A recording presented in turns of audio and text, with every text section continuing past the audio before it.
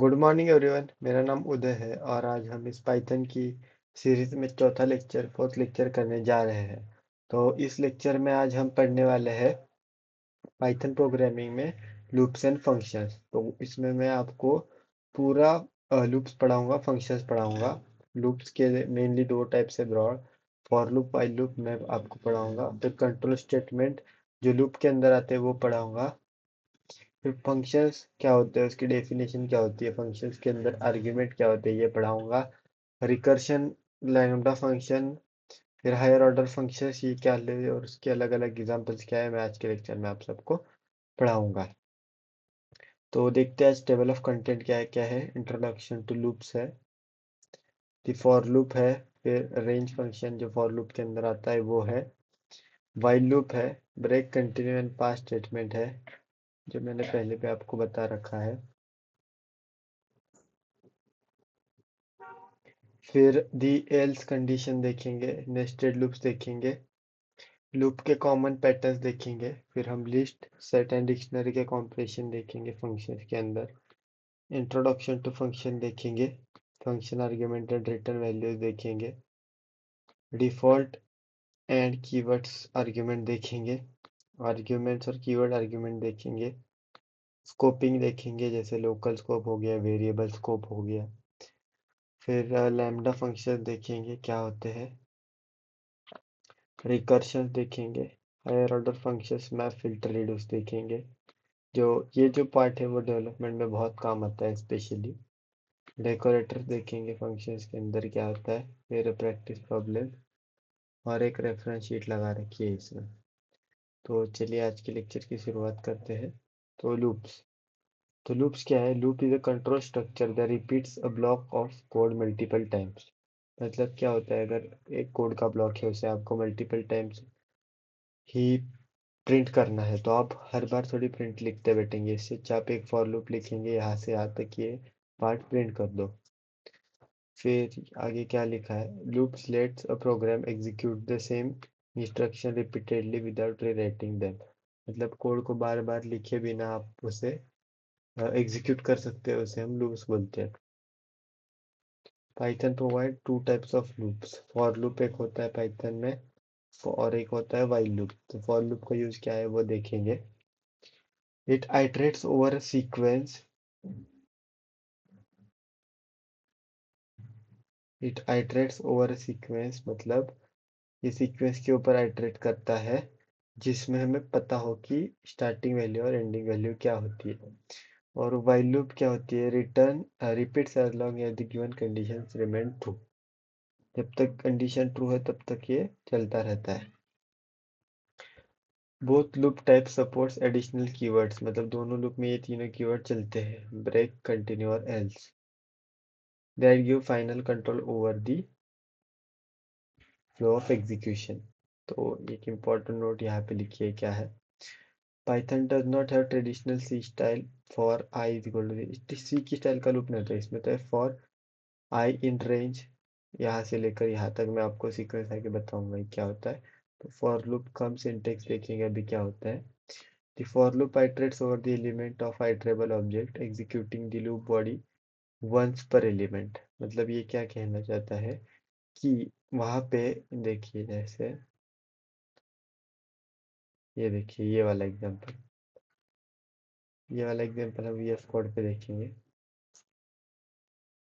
एक फ्रूट्स नाम का लिस्ट है यहाँ पे, और फॉर फ्रूट एक वेरिएबल फ्रूट लिया है हमने इन किसमें, फ्रूट्स नाम के अरे में, प्रिंट करो फ्रूट। तो देखिए क्या आता है इसका आउटपुट। इसके लिए मैं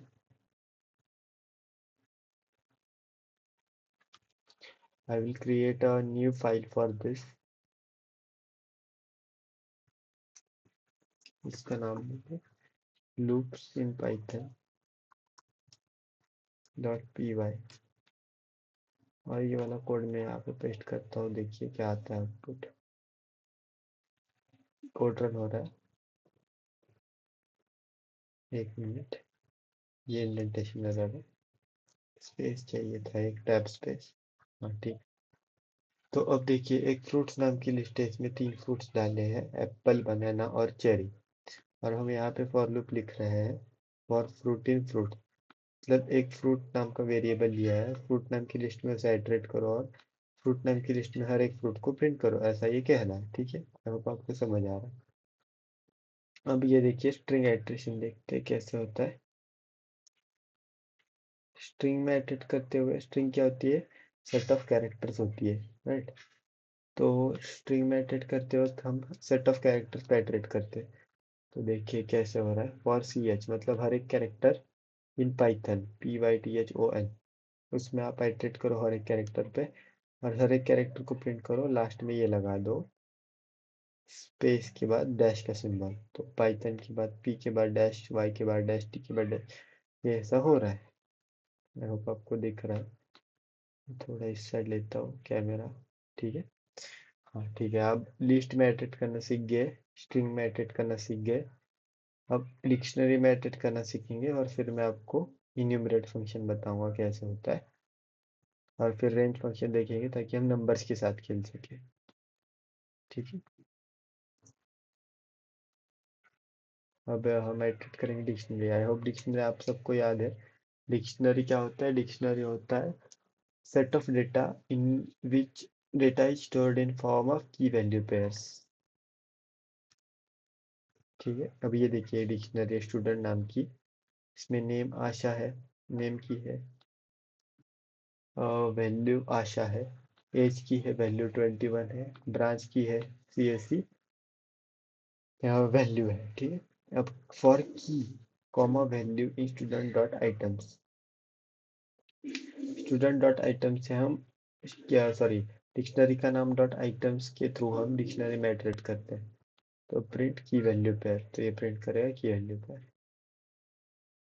जस्ट मिनट, ये क्या एरर दिखा रहा है, अभी देखना पड़ेगा। की इन नॉट डिफाइंड, अब ये स्पेस हटानी पड़ेगी। हाँ ठीक है, अब देखिए, ये देखिए आउटपुट में आ रहा है कि नेम है, वैल्यू आशा है, की एज है वैल्यू 21 है, की ब्रांच है वैल्यू CSE है। तो आई होप आपको iteration in list, iteration in string and iteration in dictionary, ये तीन ब्रॉड मेन इंपॉर्टेंट टाइप समझ आ गए होंगे। अब एक यहाँ पे इंपॉर्टेंट नोट मैंने जो आपको भी बताई थी वही लिखी है। Use dot items to unpack key value pairs, comma dot key for keys only, dot values for values only. मतलब अगर की वैल्यू को दोनों पे काम करना है तो डॉट आइटम्स करना पड़ेगा, अगर सिर्फ कीज पे काम करना है तो डॉट कीज यूज करना पड़ेगा, अगर सिर्फ वैल्यूज पे काम करना है तो डॉट वैल्यूज यूज करना पड़ेगा। ठीक है, आई होप आपको सबको ये समझ आ गया होगा। अब नेक्स्ट हम देखेंगे इन्यूमरेट फंक्शन। इन्यूमरेट फंक्शन क्या है? Enumerate enumerate function returns both the index and the value while looping, avoiding manual counter variable। ये क्या कहना चाहता है, ये कोड के जरिए हम देखेंगे। एक कलर्स नाम की लिस्ट है, for index comma colour in enumerate colours, colours में इन्यूमरेट फंक्शन डाल दो, प्रिंट करो इंडेक्स। इन्यूमरेट एक टाइप का ये समझ सकते हैं आप कि इसे नेमिंग कर रहे हैं, मतलब इंडेक्सिंग कर रहे हैं आप लिस्ट में जो हर एक एलिमेंट है उस पर्टिकुलर एलिमेंट की। तो ये कोड हम रन करके देखेंगे कि वैसा एक्चुअल में आउटपुट आ रहा है या नहीं।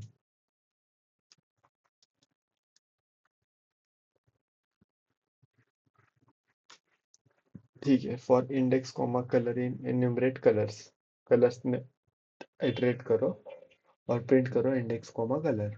तो अभी देखते हैं क्या आउटपुट आएगा इसका। सी, 0 पे रेड है, 1 पे ग्रीन है और 2 पे ब्लू है।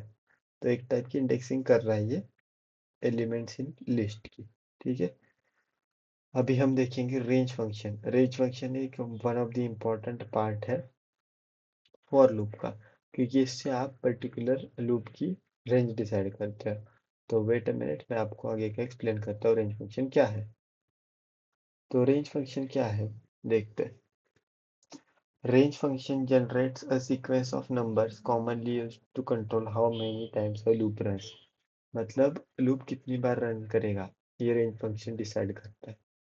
फॉर्म्स ऑफ रेंज, अगर अलग अलग टाइप के फॉर्म्स हैं कि कहाँ पे एंड होगा, मतलब कहाँ पे एंड होगा तो वो 0 से ही स्टार्ट होता है। फिर दो होते हैं रेंज स्टार्ट कॉमा स्टॉप, ये वाला। रुक मैं जरा जूम करता हूँ ताकि आप सबको दिखाई दे क्या हो रहा है। ठीक है, range start comma stop.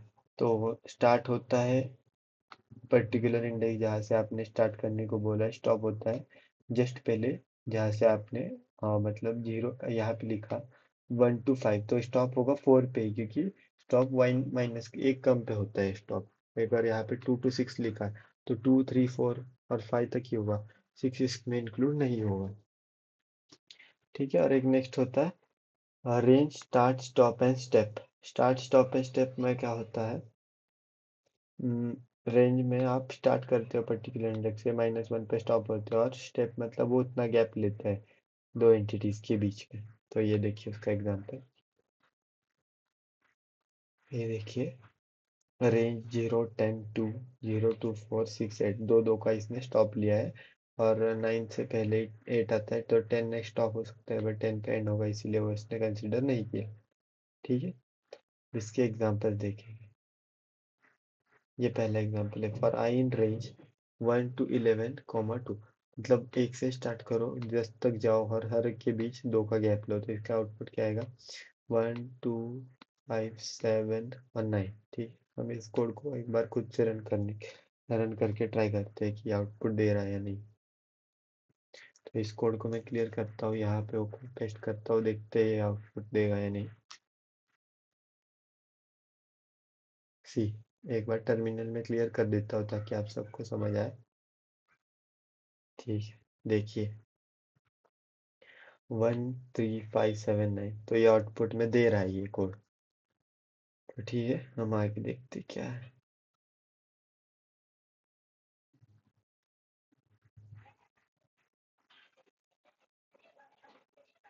Counting down, अब काउंटिंग डाउन क्या है, फॉर आई इन रेंज 10, 10 से लेकर स्टार्ट करो, और ये रिवर्स लूपिंग है टाइप का, -1 का मतलब रिवर्स लूपिंग होगा। 10 के बाद 9, 8, 7, 6 और 1 तक जाएगा, 0 तक नहीं जाएगा क्योंकि स्टॉप 0 तक है, तो -1 1 तक ही जाएगा ये आगे का। ठीक, ये इस कोड को भी हम खुद से एक बार रन करने के लिए ट्राई करेंगे, फिर देखेंगे क्या आता है इसका आउटपुट।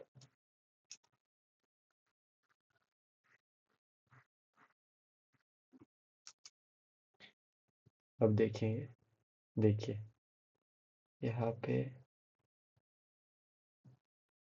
10, 9, 8, 7, 6, 5, 4, 3, 2, 1 और लिफ्ट ऑफ हमने लास्ट में लिखा है, इसको मैं कट कर देता हूँ।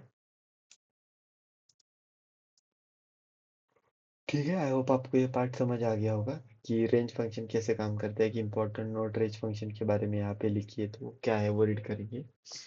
Range produces values lazily. It does not create the whole list in memory, making it effective even for very large ranges. मतलब इसका मीनिंग क्या है, होल लिस्ट की वैल्यू वो एट अ टाइम मेमोरी में नहीं कंज्यूम करता, वो स्टेप बाय स्टेप आगे जाता है, इसलिए रेंज फंक्शन लार्ज वैल्यूज के लिए भी बहुत इंपॉर्टेंट हो जाता है। ठीक है, अब नेक्स्ट ये रहे वाइल लूप, फॉर लूप हमने देख ही लिया है। अब हम देखेंगे वाइल लूप कैसे काम करता है, फिर उसके अंदर कंडीशनल स्टेटमेंट कैसे काम करते हैं। ठीक है, अब वाइल लूप, वाइल और फॉर के बीच में मैंने भी आपको एक मेजर डिफरेंस बताया था कि फॉर लूप हम तब रन करते हैं, और ये इंटरव्यू पॉइंट के हिसाब से वाइवा के लिए भी बहुत इंपॉर्टेंट क्वेश्चन बन जाता है कि फॉर लूप कैसे काम करता है और वाइल लूप कैसे काम करता है। ठीक है, तो फॉर लूप तब काम करता है जब हमें रेंज पता हो कि कहाँ से कहाँ तक हमें कोड को रन करना है, और वाइल लूप हमें तब यूज़ करना है जब हमें पर्टिकुलर कंडीशन पता हो कि इस कंडीशन के बाद तो कोड रन नहीं होगा, तो उस पर्टिकुलर कंडीशन के लिए हम वाइल लूप यूज़ करेंगे। वाइल लूप का एक प्रैक्टिकल एग्जांपल देखेंगे तभी आपको समझ आएगा। ठीक है, तो ये देखिए एक एग्जांपल, पहले रीड करते इसकी डेफिनेशन क्या है, इंग्लिश में लिखा है। तो while loop repeats a block of code as long as the condition evaluates to be true. जब तक कंडीशन ट्रू है तब तक ये लूप चलता रहे, उससे फर्क नहीं पड़ता कि लूप की रेंज क्या है, स्टार्टिंग पॉइंट क्या है, जब तक उसके अंदर की कंडीशन ट्रू है तब तक वो रन करता रहे। ठीक, it is used when the number of iteration is not known in advance, जैसे मैंने अभी आपको बताया कि कहाँ से कहाँ तक रेंज है ये हमें नहीं पता हुआ, तब हम while लूप का यूज करते हैं। बेसिक सिंटेक्स देखिए वाइल लूप का। वाइल कंडीशन होती है, वाइल ब्रैकेट दे सकते हैं, सिंटेक्स के लिए अच्छा दिखता है वो। उसके अंदर आप कंडीशन लिखेंगे और फिर कंडीशन को अपडेट करेंगे वाइल लूप के अंदर ही, ठीक है। तो ये देखिए, अब ये एग्जांपल हम देखते हैं कैसे काम करता है।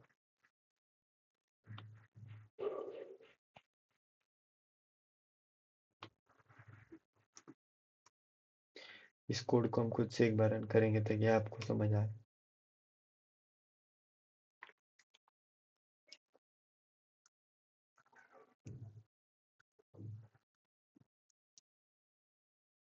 अब देखिए, स्टार्टिंग में काउंट एक वेरिएबल लिया हमने। मैं क्लियर करके फिर से कोड को रन करता हूँ।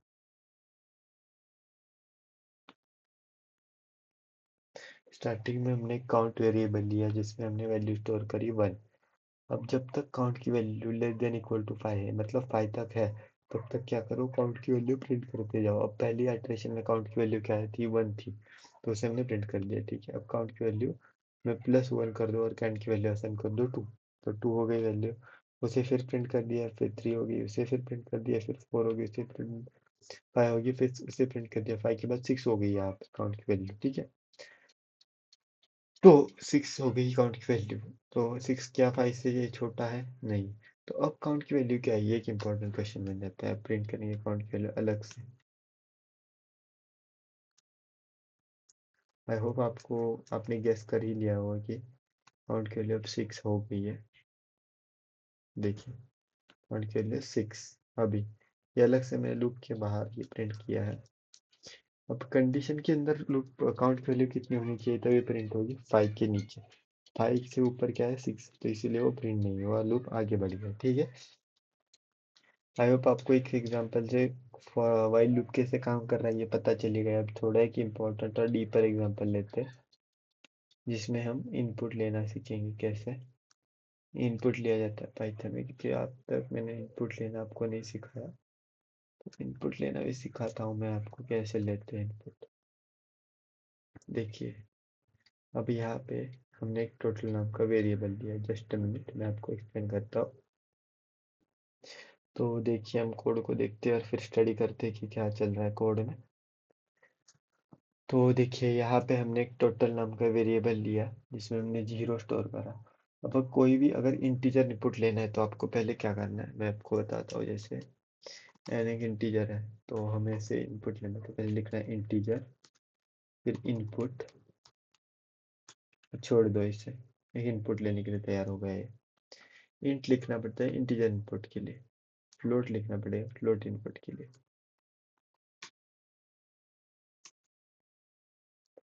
ठीक है। फिर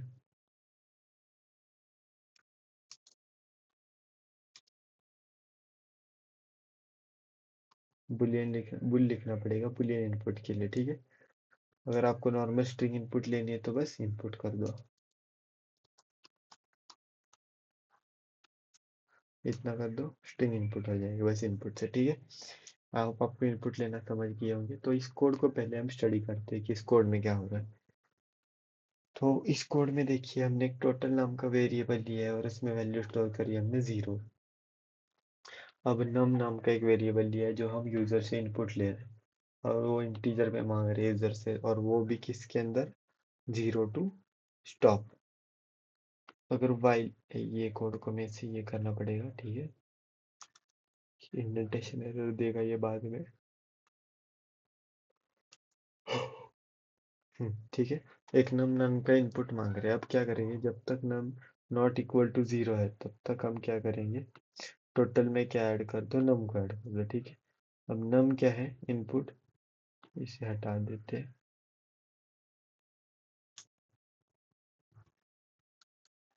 ठीक है। अब आपको समझ आ जाएगा, एक कोड को रन करके दिखाता हूँ मैं।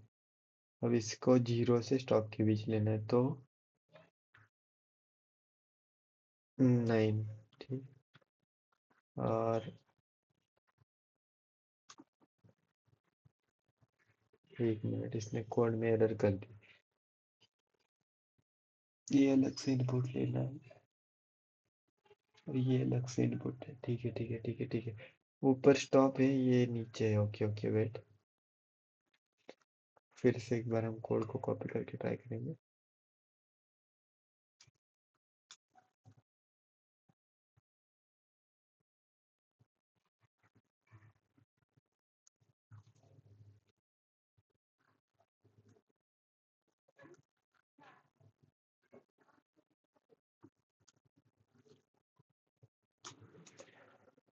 हाँ ठीक है, अब इस कोड को फिर से रन करते हैं।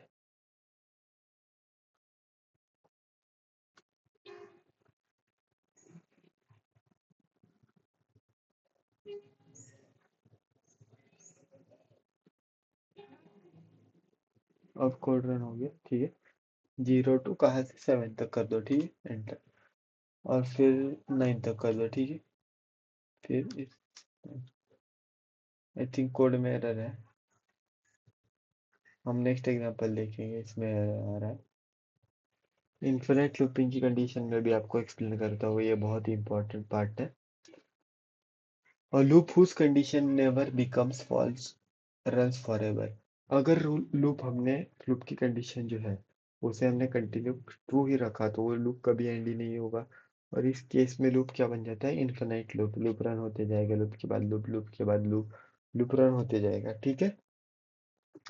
This is something intentional, example है server loop, but usually a bug caused by forgetting the update. अगर अगर फॉर एग्जांपल हमने कंडीशन रख दी कि काउंट इज ग्रेटर देन 5, तब तक प्रिंट करते जाओ। काउंट तो ऐड करते जाएंगे तो हमेशा ग्रेटर देन 5 होगा। तो ऐसी कंडीशन जहाँ पे हमने लिख दी कि अंदर की कंडीशन बाहर के लूप को स्टॉप ही नहीं कर पा रही, तो ऐसे लूप केस में लूप इनफिनिट बन जाता है और लूप हमेशा चलता रहता है और कंडीशन हमेशा ट्रू रहती है, और इसकी वजह से प्रोग्राम क्रैश भी हो सकता है। तो ये बहुत ध्यान में रखने की चीज़ है। Always ensure the condition in while loop while eventually become false और include a break। और ब्रेक स्टेटमेंट का भी एक इम्पॉर्टेंट यूज है, जो आगे चलकर मैं आपको एक्सप्लेन करूंगा कि ब्रेक स्टेटमेंट कैसे काम करेगा ऐसी कंडीशंस के बीच में, ठीक है। ब्रेक, कंटिन्यू एंड पास, ठीक है। मैं अभी ये तीनों स्टेटमेंट अभी आपको एक्सप्लेन करता हूँ। अभी ये तीनों स्टेटमेंट का यूज मैं भी आपको बताऊंगा, ब्रेक, कंटिन्यू एंड पास का। तो ब्रेक स्टेटमेंट कब यूज़ किया जाता है, ब्रेक स्टेटमेंट तब यूज़ किया जाता है जब हमें लूप को पर्टिकुलर आइटरेशन पे ब्रेक करना है। जैसे कि अगर कोई कंडीशन लिख दी, अगर ये पर्टिकुलर कंडीशन हो जाए तो लूप को ब्रेक कर दो। और ये मेनली काम में आता है जब आप डेटा स्ट्रक्चर एल्गोरिथम परफॉर्म करते हो। किसी कंडीशन पे अगर आपको लूप को स्टॉप करना है तो ब्रेक स्टेटमेंट का बहुत ही इंपॉर्टेंट यूज़ है। जैसे इस एग्जांपल में देखते हैं, फॉर एन इन रेंज 1 से लेकर 10 तक, if n is equal to 5, break कर दो, नहीं तो क्या करते जाओ, प्रिंट करते जाओ एन को, ठीक है। इसको हम एक बार खुद से रन करके देखेंगे VS कोड में। मैं खुद से टाइप करता हूँ इस कोड को, और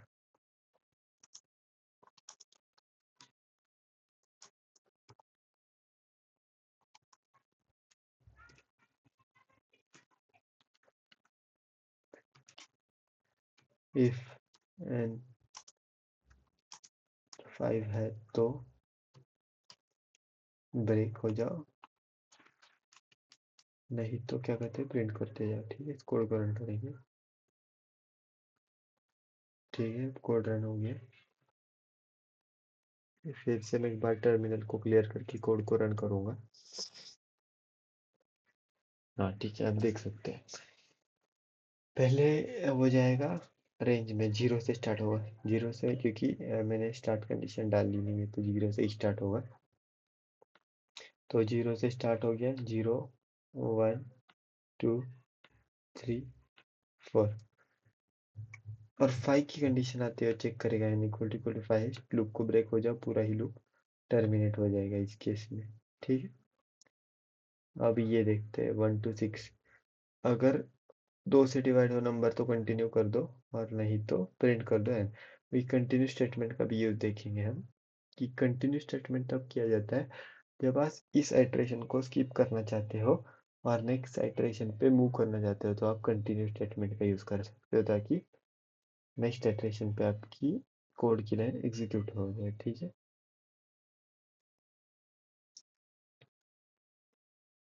इसको देखते हैं, पर्टिकुलर इस पार्ट को इसी में चेंजेस करते हैं। इफ एंड मॉड्यूलो 2 का लॉजिक मैंने आपको पहले ही लेक्चर में बताया है कि क्या है, कैसे है, कितना इम्पोर्टेंट है। प्रिंट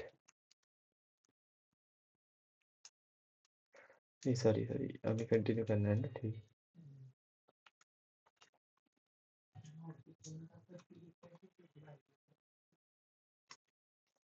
नहीं तो कोड को कर दो प्रिंट। जस्ट में इंडेंटेशन एरर आया आई थिंक।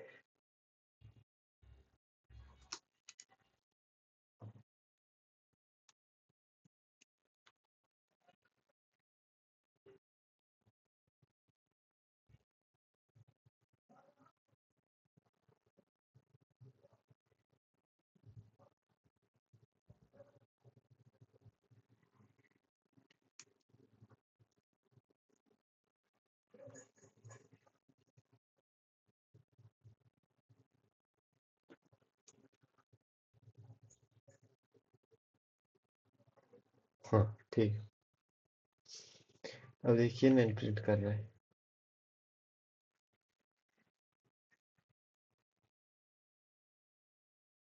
अब पास्ट स्टेटमेंट क्या होता है?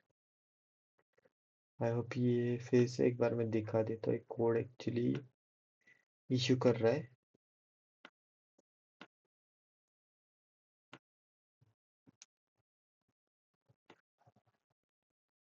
एक्चुअली कोड इशू नहीं कर रहा, VS कोड में मुझे एरर आ रहा है। कोड में प्रॉब्लम नहीं है। अब देखिए इंडेंटेशन में सही से दूंगा। कभी कभी इशू आ जाते हैं। I hope you can understand it.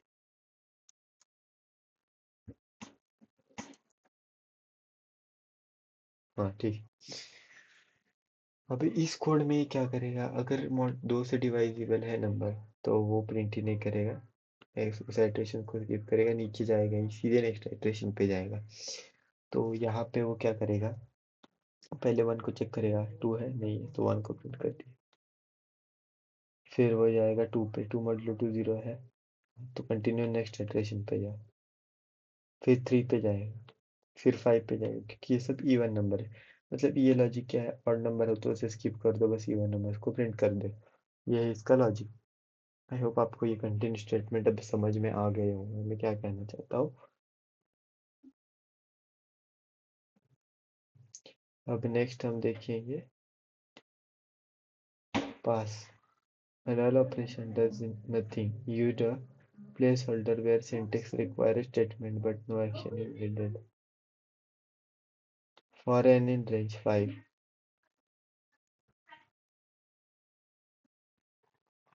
अभी हम पास्ट स्टेटमेंट देख रहे थे, तो पास्ट स्टेटमेंट में क्या होता है, नल ऑपरेशन मतलब कोई भी ऑपरेशन जो कुछ नहीं करता। Use as a placeholder where syntax require statement but no action is needed. अब एल्स क्लॉज को लूप के अंदर कैसे यूज करेंगे, मतलब कंडीशनल स्टेटमेंट इनसाइड लूप और फिर नेस्टेड लूप देखेंगे। फिर लूपिंग के कुछ पैटर्न देखेंगे हम, ठीक है। तो इस एग्जांपल से देखते हैं कि कंडीशनल स्टेटमेंट इनसाइड लूप कैसे काम करता है। तो यहाँ पे क्या लिखा है, तो for both while as for loop have optional else block. It runs if the loops complete normally, that is without hitting a break statement. For एक ये देखिए बाहर का लूप है, इसके अंदर एक लूप है, लूप इनसाइड लूप, इसे नेस्टेड लूप बोलते हैं। फॉर n इन रेंज 2 से लेकर 10, x इन रेंज 2 से लेकर n तक, if n modulo x equal to 0, print n is not prime और फिर ब्रेक कर दो। अगर प्राइम नंबर नहीं है तो फिर लूप को ब्रेक कर दो और लिख दो वहाँ पे it is not prime number, ठीक है। आगे देखते हैं हम आउटपुट।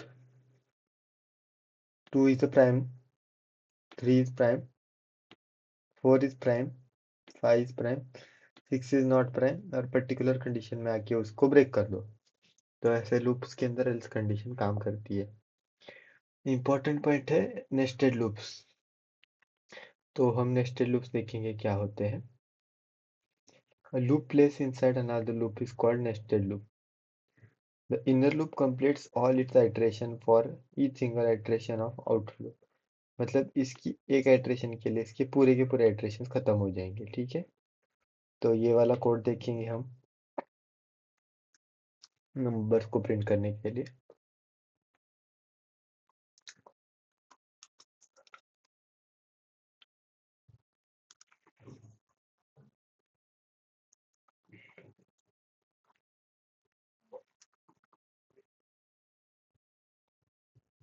इस कोड को मैं आपको अभी एक्सप्लेन करूंगा।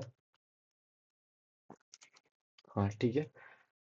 तो फॉर आई इन रेंज 1 से लेके 4 तक, एक के लिए पहले ये पूरा रन होगा, फिर ये प्रिंट स्टेटमेंट होगा। मतलब स्पेस के लिए ये पर्टिकुलर प्रिंट स्टेटमेंट, इसमें कुछ प्रिंट नहीं किया गया है, तो ये न्यू लाइन के टाइप के लिए है। तो इस कोड को हम रन करेंगे एक बार, ठीक है। अब देखिए ये वैसे आउटपुट आ रहा है जैसे आना चाहिए था। 1 2 3 फर्स्ट इटरेशन के लिए किया, क्योंकि यहाँ 4 तक है, मतलब 4 में से 3 तक ही जाएगा। 1 2 3 एक इटरेशन के लिए ये। अब सेकेंड इटरेशन के लिए 2 से लेके 6 तक, क्योंकि आई इंटू जे हो रहा है। आई पहले 1 था तो सारे number as it is print हो गए, फिर आई 2 हो गया, 2 हो गया, फिर 2 into 1 2, 2 into 2 4, 2 into 3 6, फिर आई हो गया 3 थर्ड आइट्रेशन में। तो आई इंटू जे, 3 into 1 3, 3 into 2 6, 3 into 3 9। तो ये प्रिंट हो गया। आई होप आपको ये समझ आ गया होगा कि नेस्टेड लूप के अंदर मल्टीप्लिकेशन टेबल कैसे प्रिंट करते हैं। अब ये प्रिंटिंग पैटर्न देखते हैं, किसे बोलते हैं परपेंडिकुलर, सॉरी सॉरी सॉरी, इसे बोलते हैं perpendicular triangle using star. Star pattern बहुत ही यूजफुल होते हैं किसी भी कोड के लॉजिक को समझने के लिए। तो इसे आगे देखते हैं हम क्या है। अब रोज नाम का एक वेरिएबल लिया है जिसमें हमने स्टोर किया है 5। फॉर आई इन रेंज, कहाँ से लेकर कहाँ तक, 1 से लेकर रो प्लस 1 तक प्रिंट कर दो ये star multiplied by particular star की रेंज, ठीक है। इस कोड को रन करेंगे तो हमें वही स्टार पैटर्न मिल जाएगा। आप इसे मल्टीपल स्टार पैटर्न से खुद से प्रैक्टिस कर सकते हो। आपको इंटरनेट पे बहुत सारे रिसोर्सेज है, मिल जाएगा कि अलग अलग स्टार पैटर्न आप जिसके थ्रू प्रैक्टिस कर सकते हैं, ठीक है। यहाँ पे एक इम्पोर्टेंट नोट लिखा है, nested loop run in O is O of N into M time for outer size. ये O of N into M, big of N O N into M क्या है, ये होती है टाइम कॉम्प्लेक्सिटी। जो आप अगर आगे जाके पाइथन में डेटा स्ट्रक्चर्स करोगे या किसी भी लैंग्वेज में आप अगर डेटा स्ट्रक्चर्स कंप्लीट करोगे अपना, तो ये ओ टाइम कॉम्प्लेक्सिटी कैसे डिफर करती है कोड टू कोड, और टाइम कॉम्प्लेक्सिटी कोड की कैसे काउंट करी जाती है, ये सब आप अच्छे से सीख लोगे, ठीक है। ठीक है, आई होप आपको ये समझ आ गया होगा। कुछ अब कॉमन पैटर्न देखेंगे, मल्टीपल टाइप्स की कॉमन पैटर्न है यहाँ पे, तो हम देखेंगे उन्हें। Just a minute. हाँ, तो कॉमन पैटर्न्स में हम देखेंगे एक्यूमुलेटर पैटर्न। एक्यूमुलेटर मतलब ये क्या होता है, सम करने के लिए यूज किया जाता है। तो अगर हमें लिस्ट दी हो कुछ नंबर्स की और उनका हमें सम करना है, तो हम उस इस कोड के थ्रू से कैसे कर सकते हैं हम देखेंगे, ठीक। मैं इस कोड को अभी आपको रन करके एक्सप्लेन करूंगा कि कैसे ये काम कर रहा है। हम्म, तो ये देखिए यहाँ पे, मैं पहले टर्मिनल थोड़ा क्लियर करता हूँ फिर आगे देखते हैं। यहाँ देखिए एक नंबर्स की लिस्ट है जिसमें कुछ नंबर है जैसे 4 8 15 16 23 42, और एक टोटल नाम का वेरिएबल ये है जिसमें हम इनका सम स्टोर करेंगे। For n in number, n नाम के वेरिएबल के थ्रू हम नंबर्स की नाम की लिस्ट पे एट्रेट करेंगे और टोटल में ऐड करेंगे एन, और मतलब ये पर्टिकुलर नंबर ऐड करेंगे और फिर टोटल की वैल्यू उसे ही असाइन कर देंगे। जैसे पहले 4 ऐड कर दिया तो टोटल हो गया 4, फिर 4 में 8 ऐड कर दिया तो टोटल हो गया 12, 8 में 15 ऐड कर दिया तो 27, सॉरी 12 में 15 ऐड कर दिया तो 27। ऐसे ऐसे ऐड करते जाएंगे और टोटल हम प्रिंट करेंगे, देखते क्या होता है। Sum is equal to 108। इसमें तो कुछ चेंज करते चलो, 8 को हटा के 0 करते तो आंसर आना चाहिए 100। आ गया sum is equal to 100। I hope आपको एडिशन का पैटर्न समझ आ गया होगा कि कोड में एडिशन कैसे करते हैं लूप की मदद से पर्टिकुलर लिस्ट में एडिट करके, ठीक है। अब सर्च पैटर्न, सर्च क्या होता है कि अगर किसी भी लिस्ट में आपको कोई भी चीज़ को सर्च करना है कि वो लिस्ट में प्रेजेंट है या नहीं, ये आप मेंबरशिप ऑपरेटर की मदद से भी कर सकते हो, बट लूप्स की मदद से हम इसे कैसे कर सकते हैं ये इस लेक्चर में हम मेनली देखेंगे। तो एक लिस्ट है स्ट्रिंग, लिस्ट ऑफ स्ट्रिंग, इसमें 3 नाम है, रवि, मीरा और कबीर के। तो टारगेट है हमें मीरा फाउंड करना है। अगर फाउंड, पहले एक वेरिएबल लिखेंगे फाउंड, फाउंड को हम लिखेंगे फॉल्स, ठीक है। इस कोड को मैं पहले आपको पहले एक्सप्लेन कर दूंगा कैसे।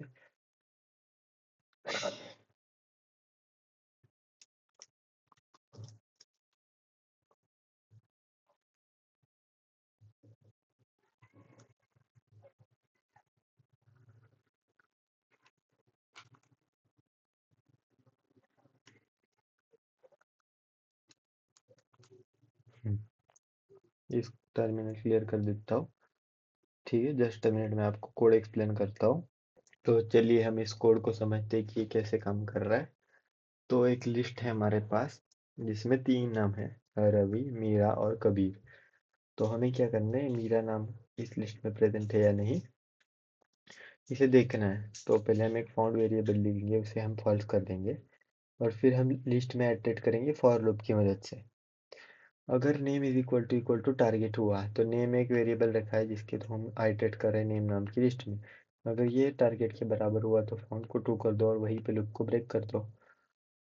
और फिर क्या कर दो, print found, if found, else print not found. अगर फाउंड है तो इसे हम सिंपली भी कर सकते हैं, if found then print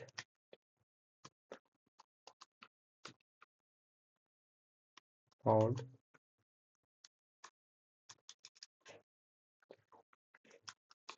else, else में कोई कंडीशन नहीं होती।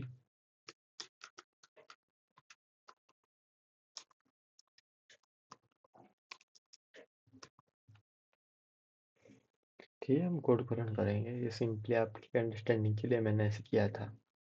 तो फाउंड, क्योंकि मीरा नाम लिस्ट में प्रेजेंट है इसीलिए फाउंड आ रहा है, मीरा की जगह जस्ट ये हटा देता हूँ, नॉट फाउंड आएगा, ठीक है। अब इसी को हम सिंपली लिख सकते हैं, इसी को हम सिंपल कर सकते हैं, जस्ट अ मिनट, और इसे पूरा कमेंट कर देता हूँ। और इसको हम मेंबरशिप के ऑपरेटर के थ्रू कैसे कर सकते हैं, इफ मीरा इन नेम्स, अगर नेम्स में है तो क्या कर दो, प्रिंट कर दो yes Meera is present in the list, else.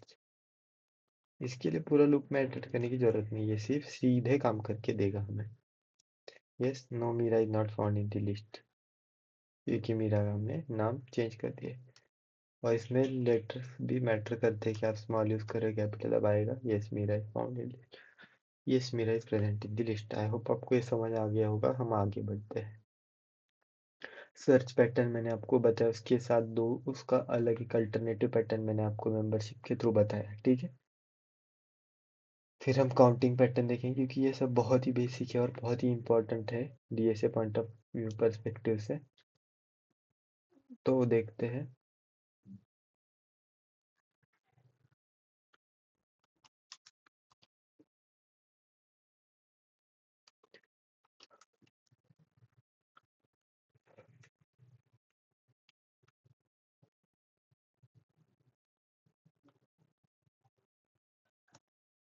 ठीक है।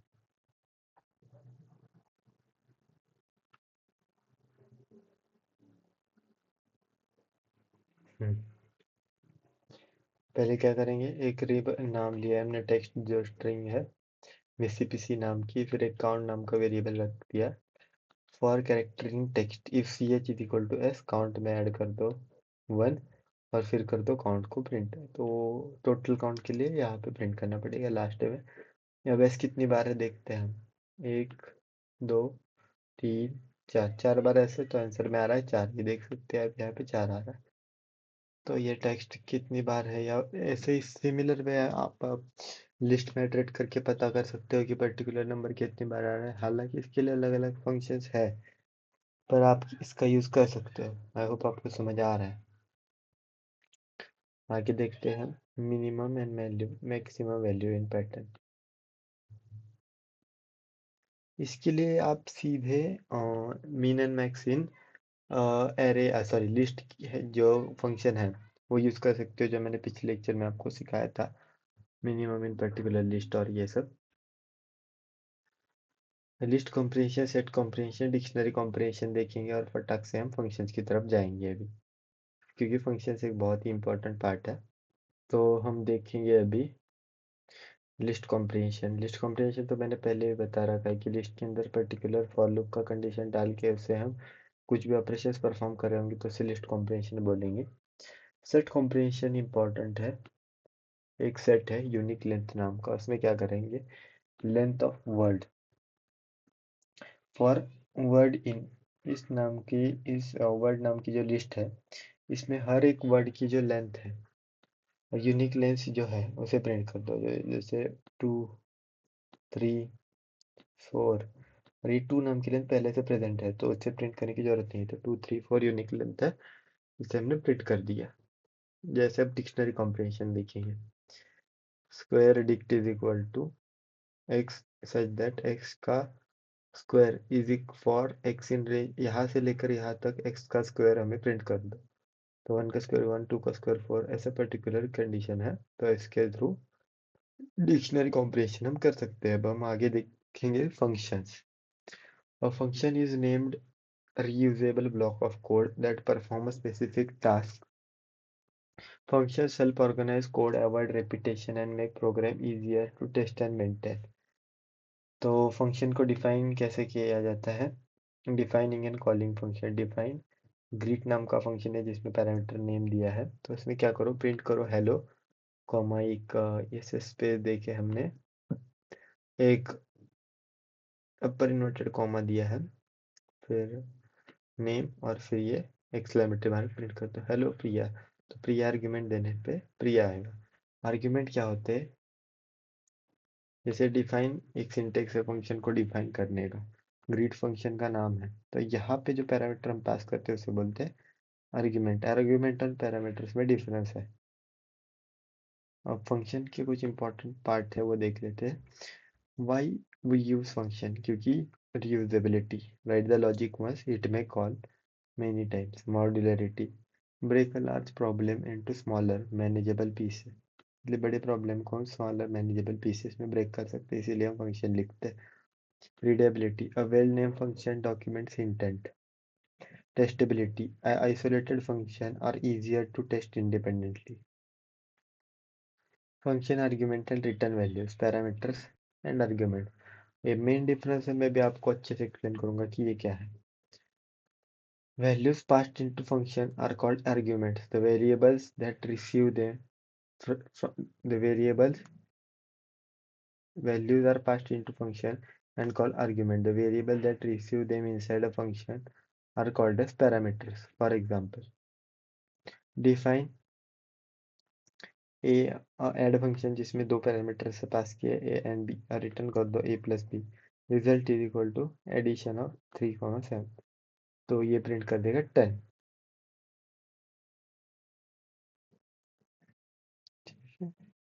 अब रिटर्न स्टेटमेंट का क्या यूज है फंक्शंस में हम वो देखेंगे। Return sends a value back to the caller and immediately exit the function, मतलब फंक्शन को टर्मिनेट करने का काम रिटर्न वर्ड कीवर्ड करता है।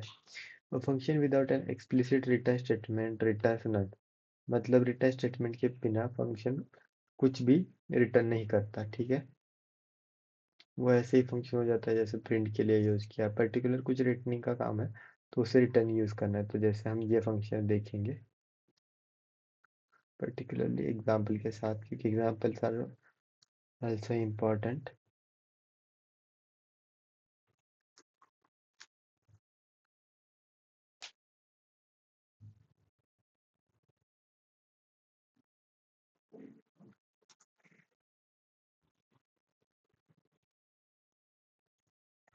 अब इस कोड को हम देखेंगे रन करके। इस कोड को क्या है, स्क्वायर, एक्स नाम का वेरिएबल हमने इसमें पास किया, मतलब आर्ग्यूमेंट पास किया, तो उसका स्क्वायर देगा और इसका वो लॉग देगा।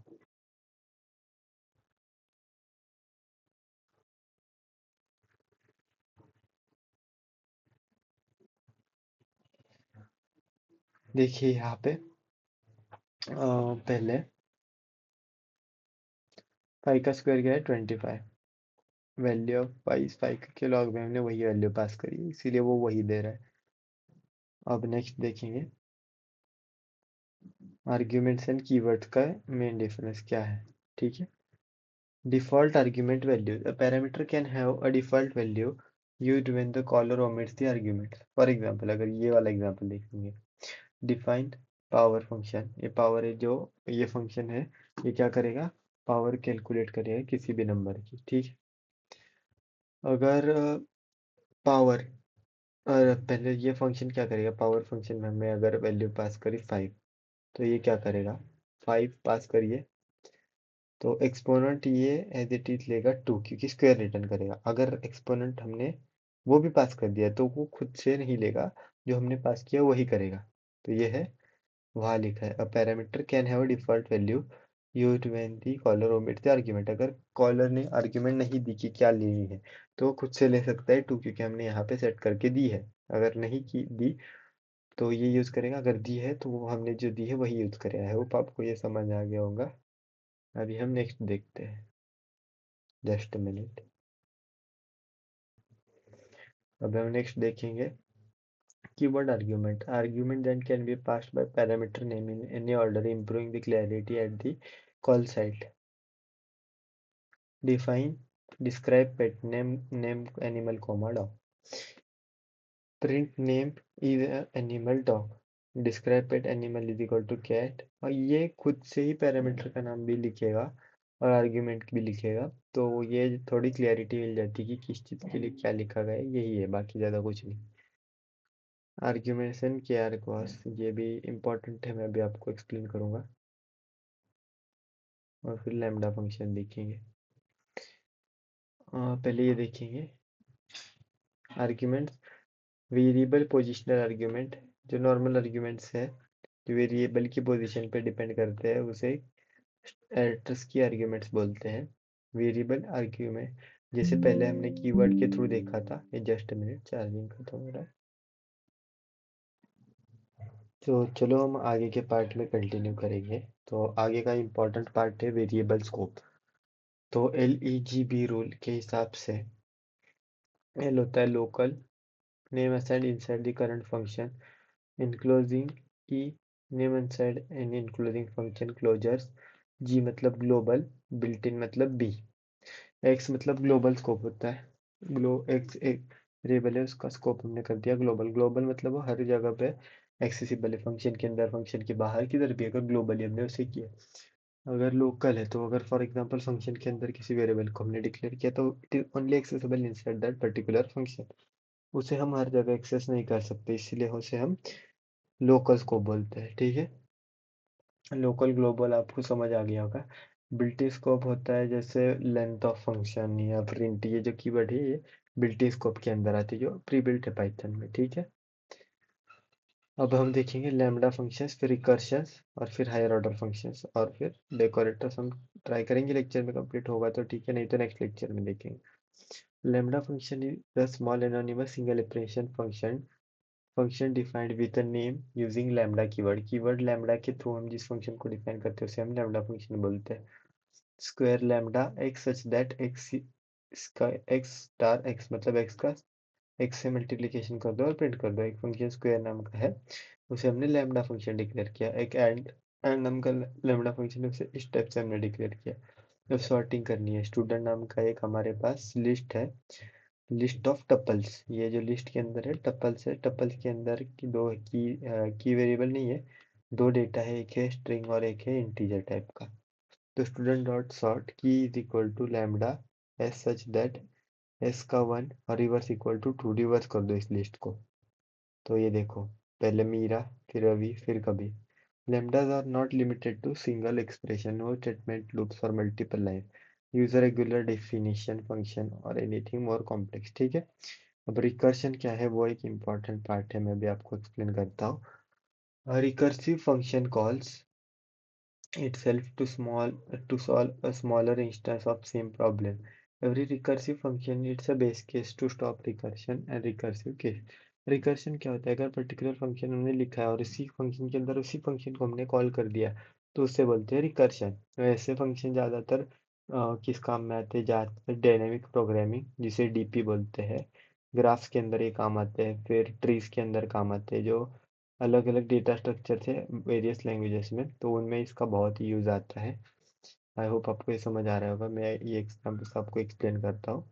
जैसे फैक्टोरियल है, डिफाइन फैक्टोरियल क्या होता है, अगर 5 का फैक्टोरियल है तो 1 से लेकर 5 तक जितने नंबर आ रहे हैं उनको आपस में मल्टीप्लाई करो तो 5 का फैक्टोरियल मिल जाता है। तो हमने एक फंक्शन डिफाइन किया जिसका नाम फैक्टोरियल है, उसमें आर्ग्यूमेंट पास कर दी n।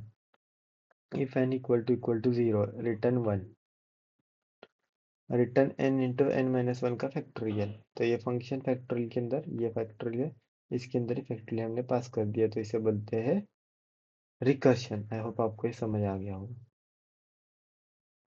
अब हायर ऑर्डर फंक्शन ये मैप, फिल्टर और रिड्यूस। अब मैप फंक्शन का क्या काम है, ये क्या करता है, पर्टिकुलर मतलब ये लिस्ट है 1 2 3 4 नाम की डबल लिस्ट, तो ये पर्टिकुलर लिस्ट के पर्टिकुलर एलिमेंट के हिसाब से उस एलिमेंट का कुछ जो भी आउटपुट आपने कोड लिखा है उस हिसाब से उस आउटपुट को मैप करके अनदर पर्टिकुलर डेटा स्ट्रक्चर में स्टोर करता है। जैसे इसमें क्या किया है, हर नंबर को डबल कर दो, तो 1 का डबल 2, 2 का डबल 4, 3 का डबल 6, 4 का डबल 8, और उसे मैप करके एक अलग लिस्ट में इसने स्टोर कर दिया। फिल्टर क्या है, कोई भी चीज़ फिल्टर आउट करने के लिए, जैसे इसमें इसने लेमडा फंक्शन की मदद से यहाँ पे फिल्टर आउट करे हैं इवन नंबर्स, और उसने यहाँ पे प्रिंट करे हैं। रिड्यूस के यूज से हम लिस्ट को रिड्यूस कर सकते हैं पर्टिकुलर कंडीशन दे के। ठीक है, ये प्रैक्टिस प्रॉब्लम्स मैंने आपको दे रखे हैं, एक बार ये प्रैक्टिस प्रॉब्लम आप खुद से ट्राई कीजिए, देखते क्या क्या है। Print all even numbers from 1 to 50 using for loop. ये जो कुछ ऐसे ऐसे प्रॉब्लम्स है आप खुद से एक बार ट्राई कीजिए, क्योंकि जब आप खुद से एक बार ट्राई करेंगे तभी आपको इसमें क्लियरिटी आएगी, आपको तभी इसमें क्लियरिटी आएगी। तो आई होप हम एग्जांपल देखेंगे क्या है कि कैसे मैं आपको आइडिया दूंगा थोड़ा थोड़ा कि इसको कैसे सॉल्व कर सकते हैं।